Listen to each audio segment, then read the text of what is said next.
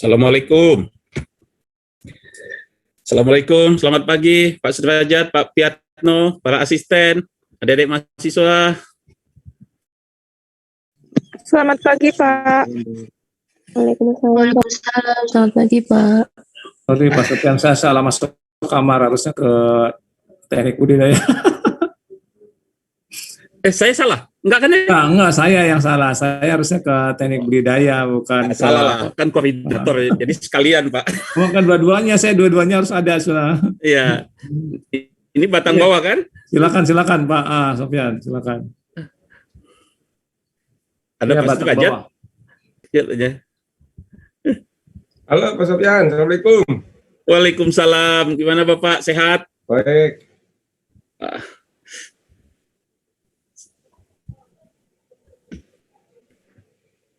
Gimana Pak, apa kita mulai saja? Maka silakan Pak Sofian. Baik, tadi juga ada Pak Supiato kelihatannya. Kalau Pak Supiato ikut di dua ini nih, Oh gitu. kan koordinator di kita juga nih, di perkebunan dan di teknik deh. Oh, ya. Baiklah, kita mulai. Assalamualaikum warahmatullahi wabarakatuh. Selamat pagi. Salam. Hari ini kita masuk ke komunitas baru ya. Kita sudah mulai masuk ke komunitas karet. Jadi di tanaman perkebunan ini ada 3 komunitas yang kita bahas. Pertama adalah kelapa sawit, lalu kelapa, dan sekarang terakhir karet ya. Untuk hari ini kita akan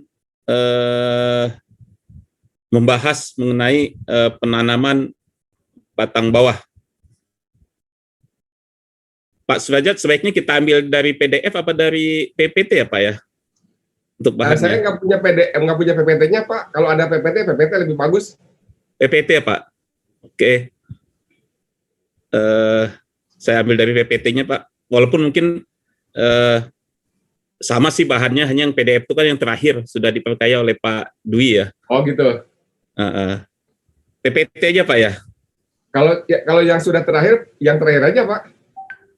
Terakhir itu Yang kalau PDF sudah versi terakhir. sebentar Pak. Yang PDF ada tidak ya?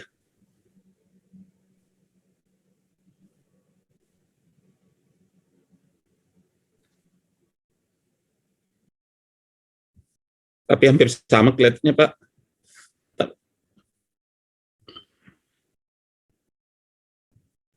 Yang mana aja Pak? Iya. Malah PDF-nya lupa nih, mana disimpan. Adanya PPT, enggak apa-apa Pak. Nggak apa-apa Pak. Sama Nggak aja apa-apa, lah. Paling Nanti kalau ada yang kurang kan sama Ya, Bapak ya. bisa ditambah. ya.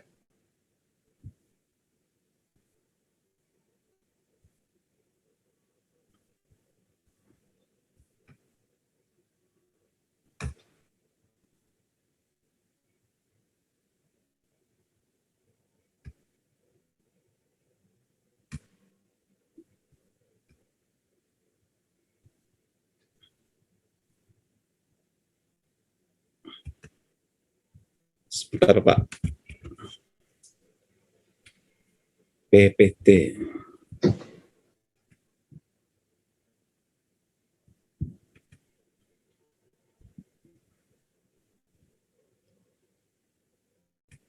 Ini dia.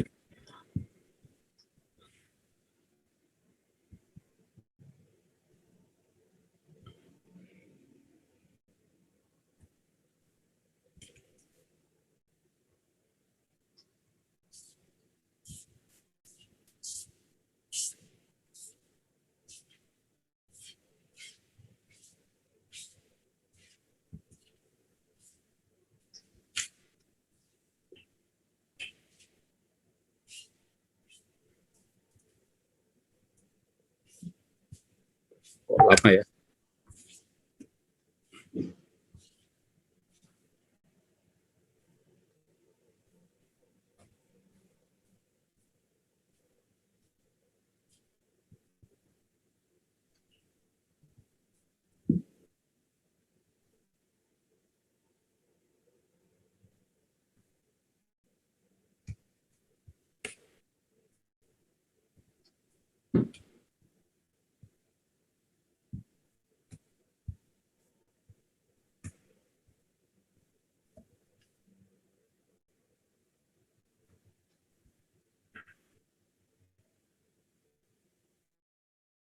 Oh, nggak tampil ya Pak ya? Kalau di tempat saya Dalam proses. dalam proses. Sedang.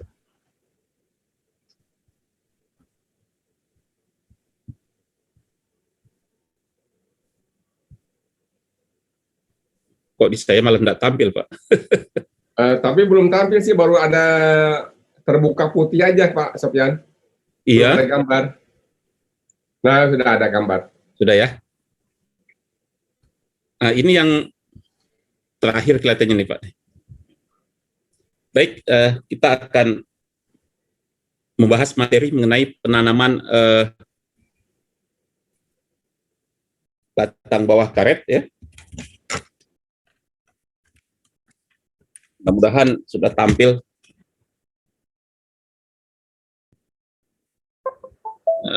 Ini waktunya tanggal 26, 27, 28, dan 30 Mei, berarti termasuk kita nih hari Selasa. TIK, dari materi ini yang pertama, Anda diharapkan dapat mendeskripsikan dan memahami cara pembibitan batang bawah karet, ya. Jadi bagaimana cara kita memperbanyak batang bawah tersebut. Lalu juga mampu mendeskripsikan klon batang bawah. Jadi klon karet ini ada untuk batang bawah, ada untuk batang atas, dan ada yang bisa untuk batang bawah dan batang atas dapat berfungsi dengan baik, ya. Nanti silakan Anda deskripsikan klon-klon tersebut. Dan yang ketiga, mahasiswa dapat menghitung kebutuhan bibit dan lahan untuk pembibitan karet. Jadi Anda harus bisa di sini menghitung. Jadi kalau kita ingin menanam katakanlah 100 batang bawah, berapa luas lahannya misalnya, ya. Lalu dengan jarak tanam yang ada itu bisa kita hitung semuanya. Jadi karet, ya, perbanyakannya itu bisa kita lakukan secara generatif, ya, dengan benih, dengan biji karetnya, ataupun secara vegetatif dengan cara kita lakukan penggabungan dua jenis, ya, dua jenis. Nanti kita akan belajar, mudah-mudahan mungkin minggu depan kita belajar bagaimana cara menggabungkan dua jenis tersebut, ya. Teknik okulasi namanya. Nah, di karet teknik okulasi yang kita pakai itu teknik okulasi metode Fourcade. Nah, untuk melakukan okulasi tersebut perlu yang namanya batang bawah. Jadi okulasi itu kan menggabungkan dua jenis yang berbeda, jadi untuk batang bawah dan untuk batang atas. Nah, minggu ini kita fokus ke batang bawah tersebut, ya. Nah, batang bawah ini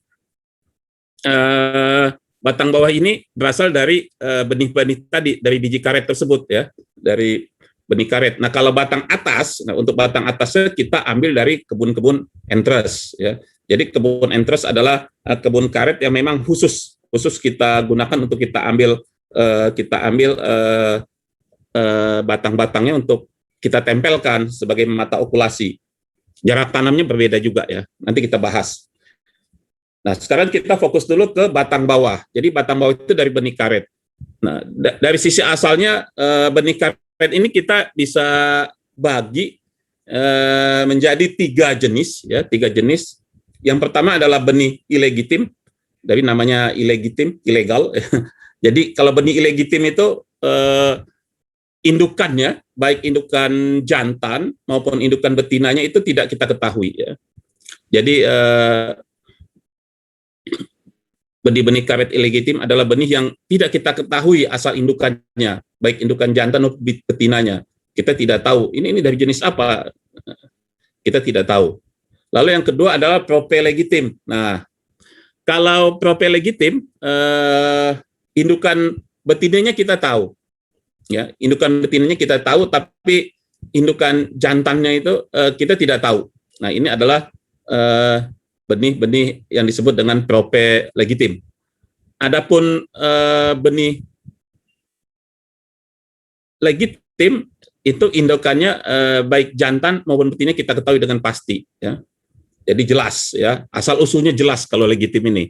Nah, biasanya kalau yang ilegitim ini hasil dari penyerbukan alami. Jadi kita tidak tahu siapa indukan yang karena dia secara alami. Kalau PP legitim, betina kita tahu. Nah, kalau legitim tadi ini kita jelas, ya, kita ketahui. Nah, benih ilegitim sering kita sebut dengan benih sapuan. Nah, ini untuk digunakan itu tidak baik, ya. Jadi kalau Anda ingin menggunakan benih pada skala produksi untuk di lapangan, maka sebaiknya menggunakan benih yang legitim atau setidak-tidaknya yang prope legitim. Nah, pada penanaman karet, ya, benih yang dicamar di persemayan akan dipindahkan ke pembibitan ya untuk dijadikan sebagai batang bawah ya.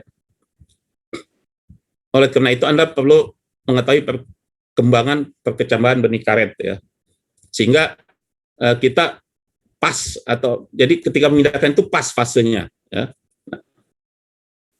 Itu yang penting. Nah, ini adalah persemaian benih ya. Persemaian benih untuk batang bawah. Ini persemaian dengan sistem sebar. Ini massal sifatnya ya. Nah, kalau ini lebih teratur, yang di bawah ini kanan bawah ini persemaiannya yang lebih diatur. Kalau yang atas ini langsung disebar sistemnya. Nah, ini adalah fase-fase perkecambahan benih karet tersebut ya. Nah, ini kira-kira seperti ini dari benih, lalu dia mulai muncul ya di kulanya, belum mulanya sehingga dia terus muncul, yang radikula menjadi akar, dan ini bakal daunnya. Ada 4 stadia atau 4 stadium untuk perkembangan benih karet ini. Yang pertama ada stadium mentis. Mentis ini baru kelihatan bakal apanya ya. Bakal belum mulai, baru kelihatan nih yang akan tumbuh. Nah, ini sudah mulai muncul stadium bintang. Nah, lalu setelah stadium bintang, berikutnya stadium pancing. Stadium pancing ini radikulanya, akarnya sudah jelas. Lalu untuk bakal daunnya ini seperti pancing. Nah, ini kenapa disebut dengan stadium pancing. Nah, perkembangan berikutnya adalah stadium jarum. Ya, jadi ada 4 tahapan. Nanti silakan Anda pelajari lebih lanjut ya, cari pustakanya ya. Nah, penanaman kecambah dilakukan di pembibitan itu dengan jarak tanam 40 kali 40 kali 60 cm ya. Ini disebut dengan dalam perkebunan namanya jarak tanam pagar ganda ya. Jarak tanam pagar ganda. Jadi mohon maaf, ada pesawat lewat. Helikopter kelihatannya. Jarak tanam pagar ganda. Jadi ini 40 antar barisannya itu 40 lalu 60 40 60, begitu antar barisannya, double row atau pagar ganda. Lalu dalam barisan adalah 40 cm. Nah, kenapa 60 cm? Nah, yang angka 60 cm ini adalah untuk akses ya, untuk akses pemeliharaan ya, untuk akses pemeliharaan. Jadi para pekerja nanti akan berjalan di barisan ya di 60 cm ini, sehingga tidak merusak tanaman, dan dengan 40 ke kanan ke kirinya dia bisa langsung gitu, satu baris itu bisa ke kiri dan ke kanan dia bekerja ya, sehingga memudahkan ya untuk kegiatan pemeliharaan maupun pada saat pelaksanaan okulasi tersebut. Jadi ini bukan asal-asalan angka 40 60 ini ya. Nah, batang bawah ini dibiarkan ya, ditumbuh terus ya,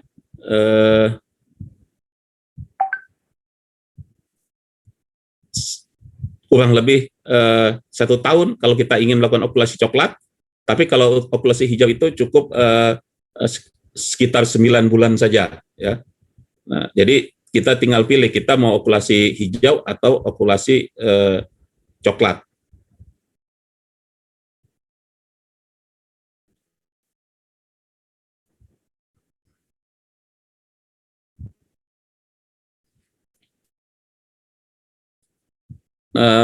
Ada syarat ya, ada syarat untuk batang bawah ini ya, maupun batang atas ya.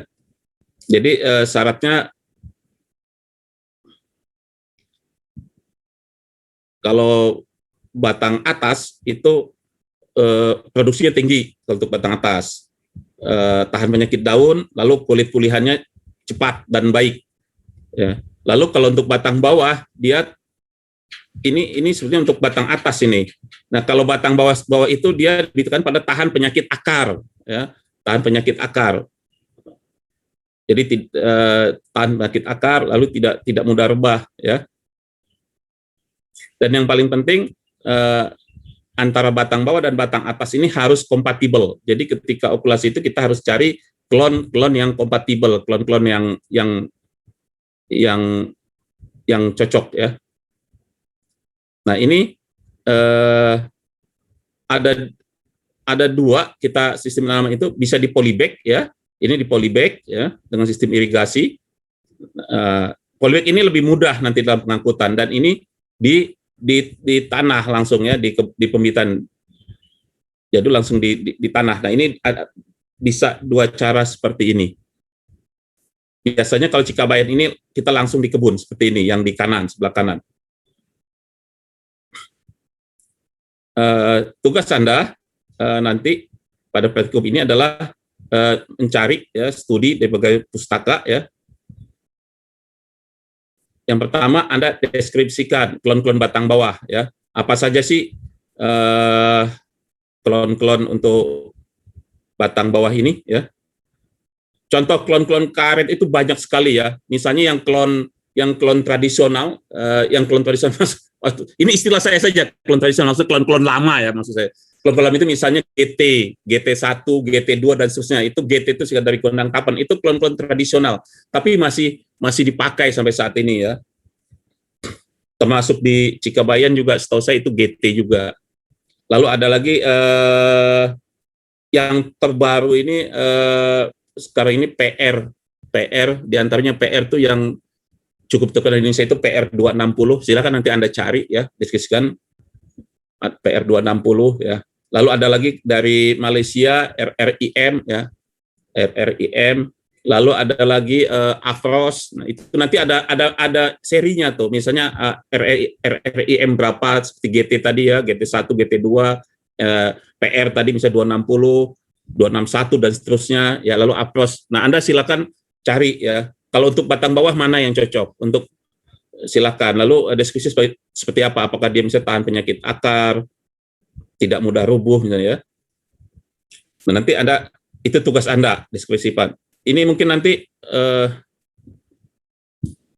mau berapa nanti Pak Sudrajat mungkin bisa lebih menentukan, misalnya kita tentukan atau mungkin dibebaskan saja. Lalu Anda urutkan pembuatan persemaian benih ini untuk batang bawah tersebut, ya. Mulai dari seleksi benih, persiapan lahan, penanaman, pemeliharaan, dan seleksi kecambah, ya. Lalu juga teknis pembibitan batang bawah, ya, persiapan lahan, lalu penanaman dan jarak tanamnya, pemeliharaan, dan kriteria batang bawah siap okulasi, ya. Lalu tadi ini juga dari benih ini tadi kan di semai, ya. Di semai itu kapan dia bisa kita pindahkan ke pembibitan batang bawah ini, ya. Tadi kan semai, lalu kita bibitkan. Apakah stadia jarum atau apa? Silakan. Anda cari, itu penting tuh. Pada stadia apa dia dipindahkan? Apakah stadia pancing? Atau mungkin melentis, Anda nekat, Anda pindahkan. Nah, cari pustakanya. Lalu juga kebutuhan alat dan bahan untuk 1 hektar pembibitan, ya. Jenis dan jumlah alat, tenaga kerja, ini penting sekali, berapa HOK untuk pembibitan. Kegiatan batang bawah ini sampai siap okulasi, ya. Siap okulasi ini tergantung, Anda nanti tulis saja mau okulasi hijau atau okulasi coklat, atau dua-duanya cari. Otomatis kalau okulasi coklat itu lebih banyak tenaga kerja, karena lebih lama, ya, untuk pemeliharaannya. Informasi ini Anda lengkapi dengan gambar atau foto, ya. Dan seperti biasa, semua kelompok harus siap dengan PPT, dan nanti ada yang akan mempresentasikan, ya, oleh 5 atau 6 kelompok, dan waktunya seperti biasa antara 5 hingga 6 menit, ya. Ini urutan waktunya. Ini seperti biasa Anda diminta mengumpulkan laporan, ya. Saja Anda sudah sangat hafal ini, ya, outline-nya seperti ini. Dan ini contoh file laporannya, praktikum ke-10, kelas paralel berapa, kelompok praktikum berapa. Ini misalnya, ini praktikum kedua, paralel 2, kelompok 5. Ya, kalau sekarang 10 ya, waktu 10 paralel 2 kelompok 5 misalnya. Itu tugas Anda hari ini. Pak Sudrajat, Pak Ajat Ya, Pak masih Sofyan. ini Pak, jumlah cloud-nya mau kita tentukan atau kita bebaskan saja Pak? Misalnya Bebas kita saja, ya. bisa 5 atau berapa, atau kita bebaskan sedapatnya mereka Pak? Atau Ya. ada minimal? Minimal 10 gitu. Oke, minimal 10 clone dengan deskripsinya ya, untuk batang bawah. Ya. Silakan Pak Ajat, kalau masih ada tambahan Pak Ajat. Baik, terima kasih Pak Sofyan. Assalamualaikum warahmatullahi wabarakatuh. Waalaikumsalam. Mungkin saya globalnya aja ya. Sebelum nanti sebetulnya secara ini akan dijelaskan di kuliah ya, tapi mungkin sebagai pengantar saja dulu. Karet ini merupakan komoditi yang sangat-sangat penting ya di sektor perkebunan. Itu luasannya mencapai 3 juta hektar ya Pak Sofyan ya. Sekitar segitu Pak, angka 3. Dan juga sama dengan kelapa, itu sebagian besar itu merupakan perkebunan rakyat ya, perkebunan rakyat. Kemudian industrinya sangat banyak sekali ya, yang besar saja mulai dari ban ya, kemudian sepatu gitu ya. Banyak sekali produk-produk yang berbahan baku karet ya, termasuk ban pesawat terbang. Ya, itu dari karet alam, dan itu tidak dapat digantikan oleh karet sintetis. Kalau untuk pesawat terbang itu, karena tingkat kekuatan elastisitasnya itu tidak tergantikan oleh karet sintetis. Dan juga sekarang berkembang ke arah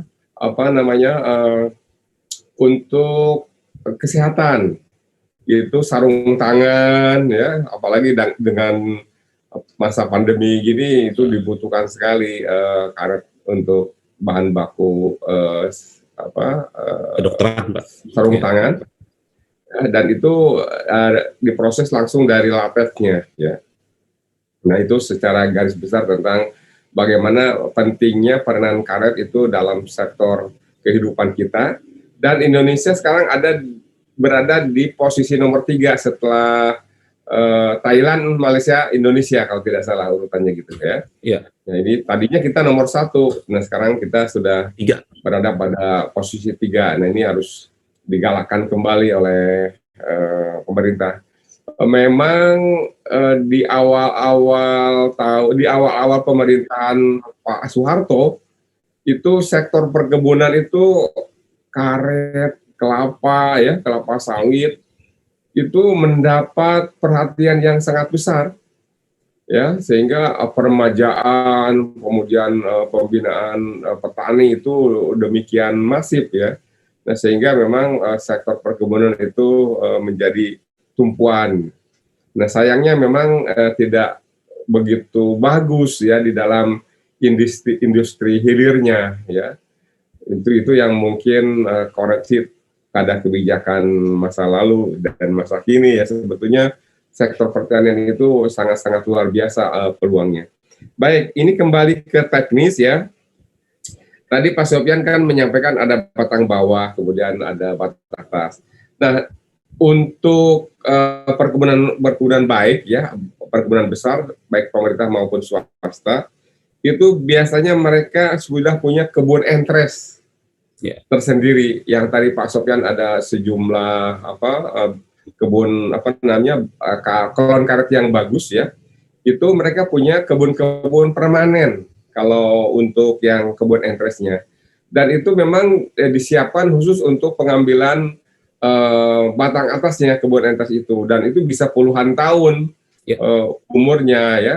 Nah, sehingga memang pemilihan batang entres itu menjadi sangat-sangat penting. Mungkin nanti minggu depan saya nanti akan okulasi ya, Nah, terkait dengan batang bawah, nah ini juga karena batang bawah itu akan digunakan sebagai batang bawah, maka tadi Pak Sofyan sudah menyampaikan antara lain itu sistem perakarannya yang bagus ya. Misalnya tahan terhadap penyakit akar, dia tahan terhadap kekeringan, dan berikutnya nanti harus mempunyai kompatibilitas yang tinggi dengan batang atasnya ya. Nanti kalau nggak kompatib nanti produktivitasnya jelek. Masalahnya di perkebunan rakyat, di mana kita sebagian besar adalah pemiliknya rakyat, perkebunan karet itu, nah mereka itu tidak punya batang kebun entresnya, ya. Kalaupun ada, mungkin dia harus beli. Nah, sehingga pada kenyataannya sekarang itu sebagian besar perkebunan rakyat itu adalah menggunakan karet yang illegitim, yang ilegal tadi. Ya, tidak tahu persis bagaimana produktivitasnya dan sebagainya. Nah, sehingga secara keseluruhan produktivitas kita menjadi sangat-sangat rendah. Nah, kalau misalnya 1,1 1,2 ton saja produktivitasnya, ya karet itu udah sangat-sangat bagus ya untuk perkebunan rakyat. Karena perkebunan besar pun ya di PTP misalnya itu hanya dapat mencapai 1,4 maksimal 1,5 sekarang ini Pak Sofyan. Iya. Ya, apalagi perkebunan rakyat yang tidak pernah diurus dalam pengertian. Yang excellent aja cuma 2 ton, Pak. Itu excellent, Pak. Iya, itu sudah sangat excellent 2 ton karet kering. Nah, itu tidak hanya saja berasal dari bahan baku, tapi juga kemahiran menyadap juga menjadi sangat penting tuh. Nanti kita di minggu ketiga mungkin minggu keempat kita akan latihan panen ya. Nah, saya kira itu dari saya sebagai pengantar globalnya bahwa riset-riset di kita pun ya di IPB bukan relatif, memang sudah jarang sekali yang risetnya ya. Yang riset karetnya itu tidak ada. Nah, justru riset-riset karet itu di Thailand berkembang dengan pesat ya. Di Malaysia berkembang juga pesat. Malaysia itu mereka mengembangkan industri hilirnya itu sangat-sangat luar biasa tuh, ya. Nah, ada mahasiswa S3 saya yang mempelajari studi perbandingan karet Indonesia, Malaysia, dan Thailand. Wah, kita kalah dari sisi inovasinya itu, ya karet itu jauh-jauh kita tertinggal. Jadi, saya kira potensi-potensi ini yang ke depan harus menjadi perhatian kita semua supaya karet itu ya bukan karet sebenarnya, supaya kehidupan agriculture kita itu menjadi sangat berperan di dalam pengembangan atau pertumbuhan ekonomi kita ya. Demikian Pak Sofyan sebagai tambahan global. Terima kasih. Terima kasih Pak. Saya jadi teringat Pak. Jadi tadi Pak bilang dulu kan kita unggul Pak karet, tapi sekarang kita ini agak merosot ke ketiga karena sebagian kebun-kebun kita itu sekarang dikonversi ke sawit Pak Ajat. Antara lain Nah, bahkan nggak usah jauh-jauh, tetangga kita ini Cimulang, PTPN 8 Cimulang, hanya beberapa dari pintu belakang kampus dari Cikabayan itu bisa jalan kaki kita ke Cimulang itu. Kalau tembus itu sudah konversi ke sawit. Begitupun di daerah Cikasungka, Cigudeg. Jadi kalau dia orang Lewiliang, Jasinga itu tahu tuh kebun Cikasungka, karena lewat jalan negara, di pinggir jalan besar itu sudah konversi ke sawit. Begitupun Cisalak Baru juga. Jadi PTPN 8 juga sudah sebagian yang karet itu sudah dikonversikan, sehingga sekarang kita ya agak merosot, dan memang yang bertahan itu rakyat Pak. Dan di beberapa daerah termasuk di kampung saya di Sumatera Selatan itu Jambi juga karet ini masih primadona ya. Disebutnya komunitas sosial, tapi komunitas sosial lokal Pak. Jadi di kampung kami mereka masih memilih karet dibandingkan sawit untuk tingkat ininya Pak. Itu aja Pak. Ya, siap. Mungkin kita tutup saja Pak ya. Ya, nanti jam 9. Jam 9 kita kembali bergabung, dan tolong Kak Isti serta Kak Maya disiapkan kelompok yang akan tampil nanti. Baik Pak. Ya. Oke, terima kasih. Sampai jumpa nanti jam 9, insya Allah. Assalamualaikum warahmatullahi wabarakatuh. Waalaikumsalam warahmatullahi wabarakatuh.